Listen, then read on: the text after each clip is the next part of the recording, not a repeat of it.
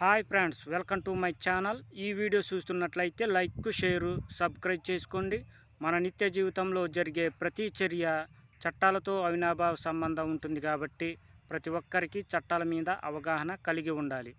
ఈరోజు ప్రధాన విమానాశ్రయాల్లో మానవతా సంక్షోభం తలెత్తిందని పిటిషనర్ తన పిల్లులో పేర్కొనడం జరిగింది.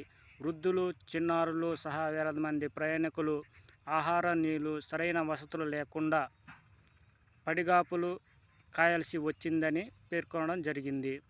ఇది భారత రాజ్యాంగం ఆర్టికల్ 21 జీవించే హక్కుకు భంగం కలిగించడమని స్పష్టం చేసింది. సరే, ఉంటాం ఫ్రెండ్స్. ఈరోజు బాధితుకు విమానాశ్రయంలో వృద్ధులు, చిన్నారులు, అలాగే వేల మంది ప్రయాణికులు ఆహార, నీళ్ళు, సరైన వసతులు లేకుండా